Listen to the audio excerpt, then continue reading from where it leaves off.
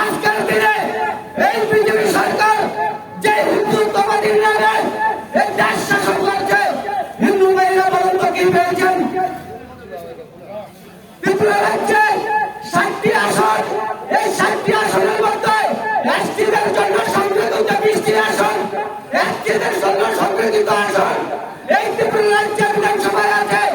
কিন্তু স্বাধীনতার 75 বছরের পরও মাইনরিটির জন্য কি একটা রিজার্ভেশন সিট ত্রিপুরার মধ্যে আছে বলতে পারবেন কি?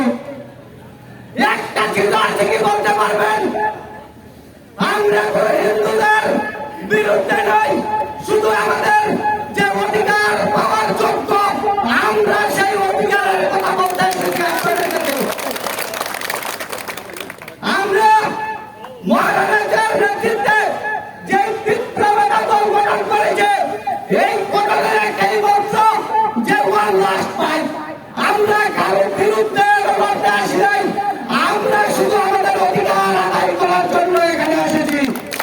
কি পাহাড়ি, কি বাঙালি, কি ত্রিপুরা, কি খ্রিস্টান, কোনো ভেদাভেদ এই ত্রিপুরাতে রাখবো না। এই গ্যারান্টি সহকারে এখান থেকে বলে ফেলছি, আজকে যে সাম্প্রদায়িক উস্কানিমূলক কথাবার্তা চলতে ত্রিপুরা রাজ্যে, বলেন তো দেখে এই ত্রিপুরা রাজ্যের যে ত্রিপুরা সুন্দরী মন্দির ছিল আগরতলা আছে, এইটা কোন রাজা বানিয়েছে? কোন হিন্দুত্ববাদী নেতা তো বানায়নি। আজকে আগরতলা পরিবর্তন করে যে চার্চ খ্রিস্টানদের চার্চ আছে, এই চার্চকে গঠন করেছে। আজকে বলেন তো দেখে আগরতলা বুদ্ধ মন্দির কে বানিয়েছে? আজকে আগরতলা গেদুমিয়া মসজিদ কে বানিয়েছে?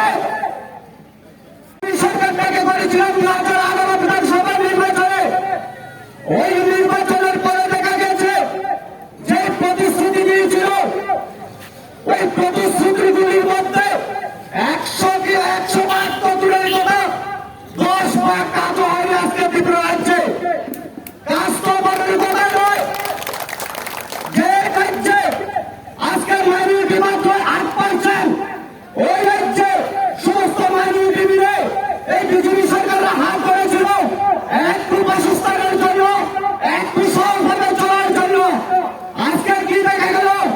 বাংলাদেশে এক দুর্গা পূজার মন্দিরকে কেন্দ্র করে ত্রিপুরা রাজ্যে কৈলাস শহরে এক মসজিদে আগুন লাগিয়ে দেয়। এই ত্রিপুরা রাজ্য 35 বছর এবং 25 বছর সরকারের বিরোধী আসনে থাকা সত্ত্বেও বড় বড় নেতৃত্ব যারা ছিল তাদের মুখ দিয়ে একটি কথাও বাহির হয়নি তখনকার দিনে। তখনকার দিনে বাড়ি সরকার বিরোধী দলের নেতা ছিলেন, এই 25 বছর মুখ্যমন্ত্রী ছিলেন।